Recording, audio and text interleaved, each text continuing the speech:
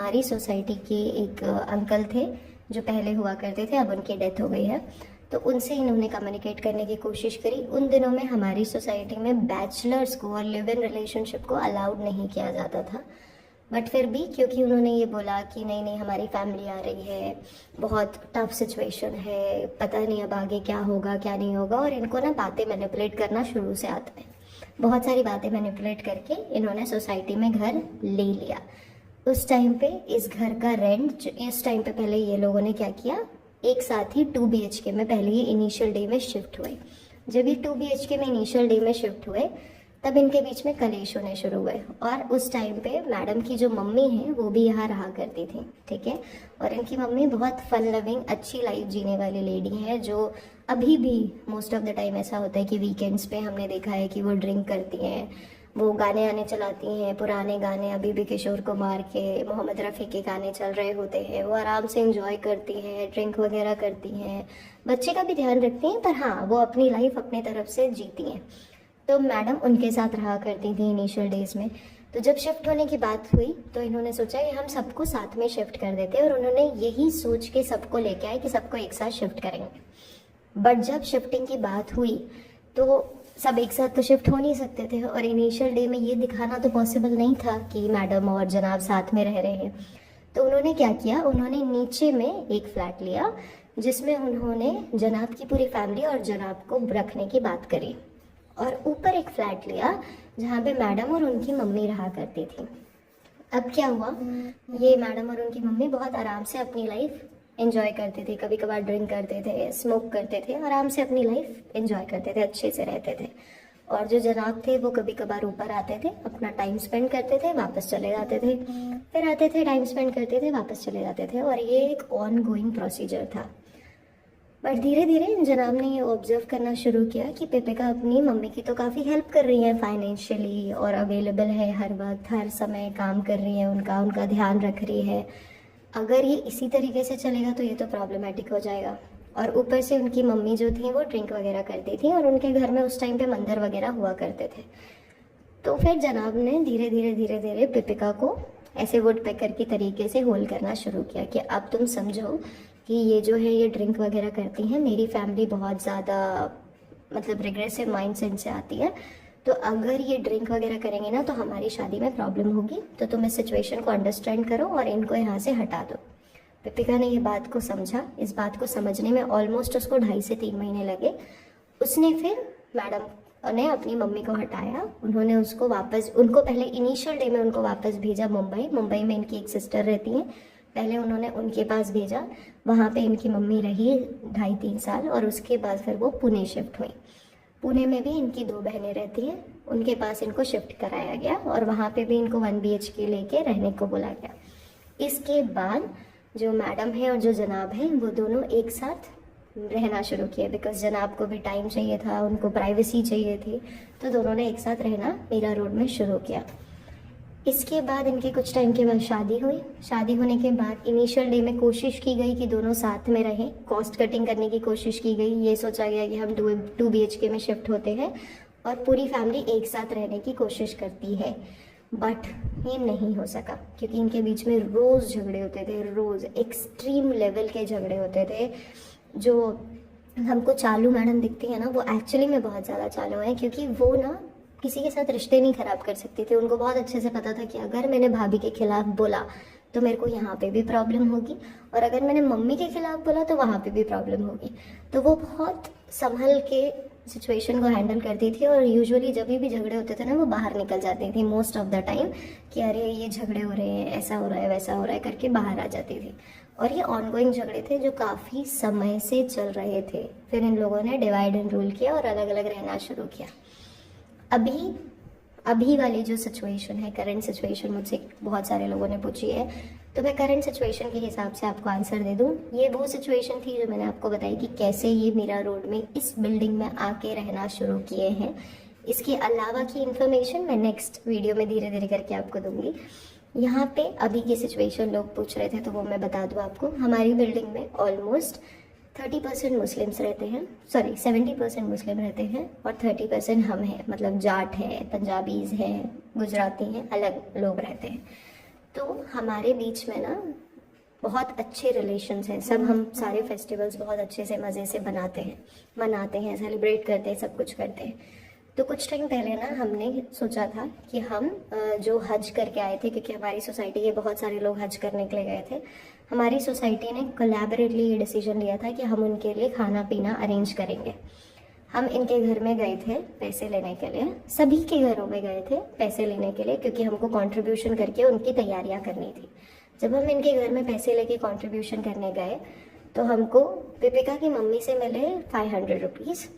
हम गए इनकी मम्मी के घर, इनकी मम्मी ने हमको डिनाइल कर दिया, डिनाई मोड पे बोल दिया कि भाई रेसिस्ट कर दिया उस सिचुएशन से बेसिकली कि नहीं हमारे पास तो पैसे नहीं है, हम आपकी हेल्प नहीं कर सकते हैं।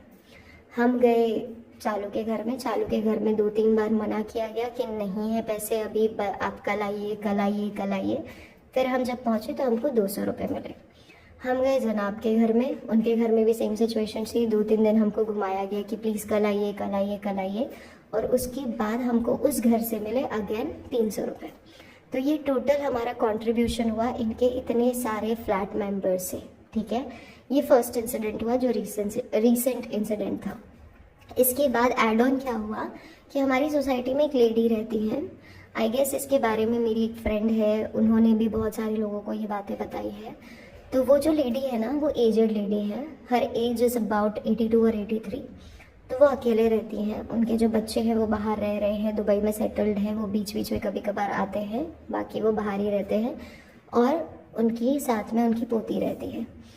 तो ये जो दोनों रहते हैं ना घर पे, इन्होंने ना बीच में जब से इनका कंस्ट्रक्शन शुरू हुआ तो उन्होंने मना किया कि आप ये मत करें, इसको रोक दें, अभी थोड़े टाइम के लिए रोक दें, क्योंकि अभी रमज़ान का टाइम है और बच्चों के एग्ज़ाम्स के बाद शुरू कर दीजिए, आप अप्रैल में शुरू कर दीजिए। इन्होंने इनकी बात नहीं सुनी, इन्होंने 5-6 बार इनके साथ डिस्कशन करने की कोशिश करी, इन्होंने नहीं सुना। फिर इनको जाना पड़ा अंत में हमारे सेक्रेटरी के पास और वाइस प्रेसिडेंट के पास। हमारे सेक्रेटरी अंकल, वाइस प्रेसिडेंट भाई साहब सब मिल के गए इनके घर में बात करने की कोशिश की गई। वहाँ पे भी अगेन सेम सिचुएशन थी कि हम अभी नहीं बात कर सकते, कल बात करेंगे कल बात करेंगे कल बात करेंगे कल बात करेंगे। ये करते करते उन्होंने ऑलमोस्ट 1 हफ्ता गुजार दिया। उस 1 हफ्ते के बाद हमारे वाइस प्रेसिडेंट साहब थोड़े गुस्से में आ गए। उन्होंने जाके बोला भाई कि क्या चल रहा है ये, इसको बंद करो। तो फनी की तरफ से जवाब आता है कि नहीं हम नहीं बंद करेंगे, जो करना है वो कर ले, जो उखाड़ सकता है वो उखाड़ ले। ये उनकी लैंग्वेज थी बेसिकली।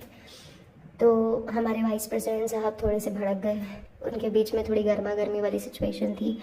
बहुत सारे लोग वहाँ पे पहुँच गए थे, रियलिटी में बहुत सारे लोग पहुँच चुके थे। और उसके बाद फ़नी भी अपनी तरफ से लगा हुआ था, ये जो हमारे भाई साहब हैं ये भी लगे हुए थे। बहुत सारे झगड़े हुए, एंड में ये तक सिचुएशन हो गई कि पुलिस को फ़ोन किया गया था और कंप्लेंट रेज करने की बात की गई थी। पर इनके पास बट ऑफ वैसे पैसा है, तो इन्होंने बोला कि तू बुला ले पुलिस को। मैं फनी का ये स्टेटमेंट था कि तू बुला ले पुलिस को, मैं ना पुलिस को क्या तेरे बाप को भी खरीद सकता हूँ। ये स्टेटमेंट सुनने के बाद हमारे भाई साहब जो थे वाइस प्रेसिडेंट भाई साहब, वो थोड़े और भड़क गए। और जब वो भड़के तब फिर बात बहुत उल्टी हो गई, क्योंकि उसके बाद उन्होंने एक्चुअल में अपने जितने भी मतलब फ्रेंड्स हैं, जो पॉलिटिशियंस हैं, जो अच्छे लेवल पे काम करते हैं, उन सबको कांटेक्ट करना शुरू किया। इसके बाद उनको समझ में आया कि सिचुएशन थोड़ी ख़राब हो गई, क्योंकि ये सारे आर्ग्यूमेंट्स चल रहे थे रात के 2:30 बजे, क्योंकि फ़नी उससे पहले घर में अवेलेबल ही नहीं हो रहा था। फ़नी अवेलेबल होता है रात के वक्त, वो भी अच्छे खासे फुल टू ड्रंक सिचुएशन में। इसके बाद जब ये सिचुएशन इस लेवल पे पहुंच गई, तब फिर इनके घर की लेडीज़ आई, और जब लेडीज़ सामने आ जाती है ना, तो जो सब मर्द होता है ना, वो अपने आप रुक जाता है और थोड़ा सा बैकफुट में आ जाता है कि ठीक है, अगर आप लोग बोल रहे हैं तो हम मान लेते हैं, पर ये चीज़ यहाँ रुक जानी चाहिए। इन्होंने बात सुनी, 2-3 दिन के लिए इन्होंने नॉर्मल रखा। 2-3 दिन बाद इनका फिर से सेम कंडीशन शुरू हो गई। अब अभी भी सिचुएशन इनकी यही है। अभी इफ्तारी होने वाली है, कुछ दिन में हमारे यहाँ फंक्शन होने वाला है। नेक्स्ट वीक में ही हम लोग प्लान कर रहे हैं कि नेक्स्ट फ्राइडे को हम इफ्तारी का फंक्शन रखेंगे। उसमें हम लोगों ने पहले से बोला हुआ है कि इनको एक्सक्लूड करना है, बट इनकी तरफ से आया है, जनाब की तरफ से आया है एक प्रस्ताव जो उन्होंने पिंकू भैया से भिजवाया है कि प्लीज़ हमें ऐड करें, और उन्होंने रिटर्न में हमको सॉरी बोलने की बात करी गई है, और ये बोला गया है कि हम कंस्ट्रक्शन का टाइम चेंज करेंगे। तो अभी हमारे जो वाइस प्रेसिडेंट भाई साहब हैं उनकी तरफ से ये बात रखी गई है कि जब तक आप चेंज नहीं करेंगे हम आपको किसी भी चीज़ में इंक्लूड नहीं करेंगे। तो अभी ये करंट सिचुएशन चल रही है, ठीक है। अब बात करते हैं फ़नी के बारे में कि फ़नी किस तरीके का लड़का है, कैसा है, क्या है।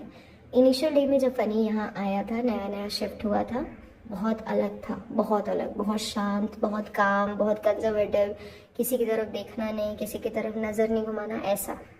पर आज उससे बड़ा शेर तो कोई है ही नहीं।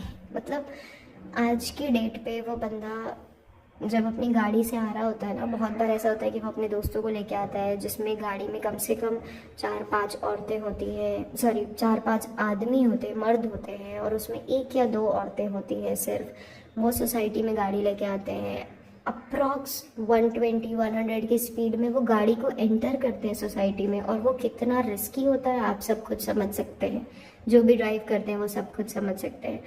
हमारे बच्चे बाहर खेल रहे होते हैं और सबके लिए बहुत डिफ़िकल्ट होता है। एक और चीज़ मैं बीच में ऐड कर दूं, आप लोग अगर ये स्क्रीन देखेंगे ना तो आपको बीच में मेरा स्क्रीनशॉट दिखेगा। हाँ, वो स्क्रीनशॉट आपको तब का दिख रहा है जब हमने पहले से प्लान किया हुआ था, जनवरी-फेब में एटलीस्ट, कि हम इनके बारे में कॉन्वर्जेसन करें, किसी न किसी तक इनकी बात पहुँचाएँ, क्योंकि हम बहुत ज़्यादा फ्रस्ट्रेट हो रहे थे। तो ये जो आप स्क्रीनशॉट देख रहे हैं ना, ये 6 या 7 जैन का होगा आई गेस। तो हम तब से प्लान कर रहे थे कि हम इनके बारे में बातें लोगों तक पहुंचाएं, पर हमको कोई ऑप्शन नहीं मिल रहा था। तो तब हमने हर तरीके के ऑप्शंस चूज़ किए कि हम कैसे पहुंचा सकते हैं। उसमें से एक ऑप्शन तब हमने यूट्यूब सोचा था, और तब हमने ये थंबनेल वगैरह डिज़ाइन किया था, और फाइनली आज फिर से हम यूट्यूब पे ही हैं। नेक्स्ट अभी बहुत सारे लोग ये बोलेंगे कि अगर पैसा कमाने नहीं आए तो थंबनेल में क्यों टाइम वेस्ट किया। तो क्योंकि हम पहले से प्लान थे कि हमको ऐसा कुछ करना है सो दैट हम मास मीडिया तक पहुंच सकें, हम हर इंसान तक अपनी बातें पहुंचा सकें, इसलिए हमने ये किया है। ओके।